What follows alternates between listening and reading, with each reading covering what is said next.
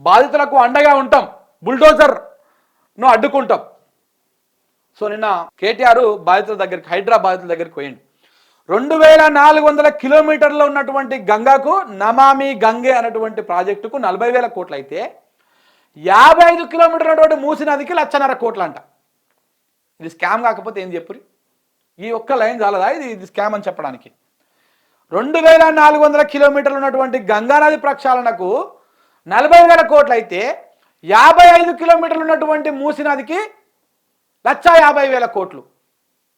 ఎక్కడి 2400, ఎక్కడి 55 కిలోమీటర్లు, ఎక్కడి 40,000, ఎక్కడి 1,50,000? ఎవడు మింగుతున్నాడు ఈ పైసలన్నీ? ఎవడు మింగాలని చూస్తా ఉన్నాడు ఈ పైసలన్నీ? కాంగ్రెస్ అంటేనే స్కామ్, అందుకే దానికి ముందుగా స్కామ్గ్రెస్ అంటున్నారు. చూడండి, కుర్చీ కోసం రేవంత్ నజరానా, ఢిల్లీకి 25,000 కోట్లు, కాంగ్రెస్కు ఇదో రిజర్వ్ బ్యాంక్ అనమాట తెలంగాణ అనేది.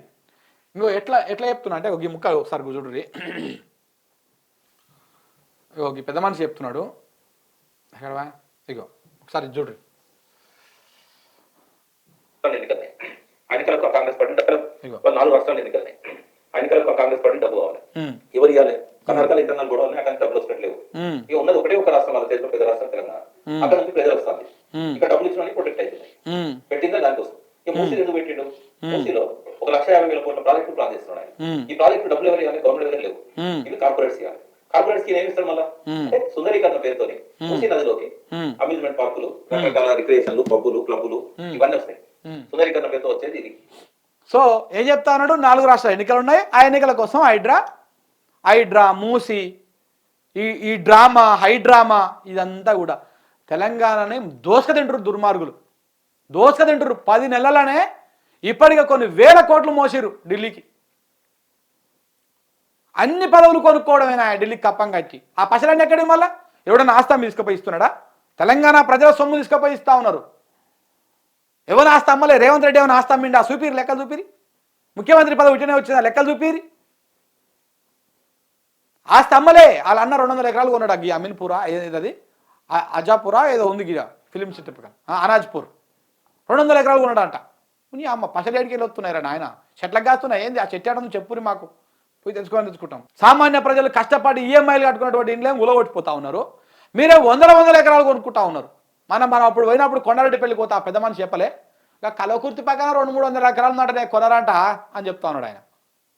మరి ఏడుకెళ్ళి వచ్చినాయి మీకు ఈ పశులన్నీ? ఎటుకెళ్ళి వచ్చినాయి? పేదల పాలిట కాలయముడుల రేవంత్, రాహుల్ ప్రియాంకకు ఈ ఆక్రందన పట్టదా? వాళ్ళు ఎన్నికలప్పుడే వస్తారు. రాహుల్ ప్రియాంక గాంధీ వచ్చి ఏం చేస్తుంది? డ్యాన్స్ చేస్తుంది.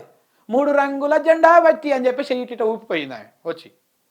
ఇక అందరి బతుకమి అలా మొత్తం రివర్స్ ఊగుతూ ఉంది. ఇప్పుడు మొత్తం డ్యాన్స్ చేసిపోయాగా ప్రియాంకకు వచ్చి ఇడికొచ్చి.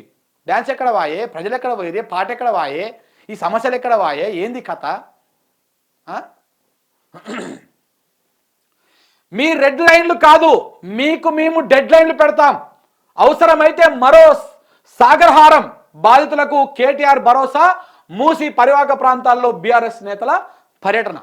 మరో సాగర్హారం చూసలే మొత్తం ట్యాంక్ బండ్ అంతా నిండిపోయింది. జై తెలంగాణ నినాదాలతోటి, జనంతోటి, ఇసుకేస్తే రాళ్ళంత జనంతో వచ్చింది. అలాంటి మూమెంట్ మళ్ళీ రావాల్సినటువంటి అవసరం కూడా ఉన్నది. ఇలాంటి దుర్మార్గమైనటువంటి పార్టీని, ప్రభుత్వాన్ని దింపాలంటే అంత ఆషామాష వ్యవహారం కాదు. ప్రజలే చైతన్యం కావాలి. ప్రజలే మీరు తిరగబడాల్సినటువంటి సమయం వస్తున్నది. లేకపోతే మీ ఇల్లు కూడా పట్టిరు. రేపు ఊరలో ఆల్రెడీ ఆ ఆట లేదు. యశస్విని రెడ్డి మాకు పైడ్రా కావాలి, హైదరాబాద్ లెక్క హైదరాబాద్లో హైడ్రా వచ్చి మొత్తం కొలగొడుతుంది, మాకు కూడా పైడ్రా కావాలి. ఇక మా మునుగోడు ఆయన కూడా రేపు మాకు బైడ్రా కావాలి, ఇంకొక ఆయనకు ఆ డ్రా కావాలి, ఈ డ్రా కావాలని చెప్పేసి అందరు ఇదే కథ పెడితే అందరు ఇండ్లు కూలిపోతాయి. ఇక పేదల ఇండ్లు అన్ని రోడ్ల మీద పడతాయి. ఇక వీళ్ళు మాత్రం మంచిగా సర్వమంగళం భా అని చెప్పేసి కూర్చొని ఇక ఇది చేస్తారు. అంతకు మించి ఇంకోటి ఏమి ఉండదు.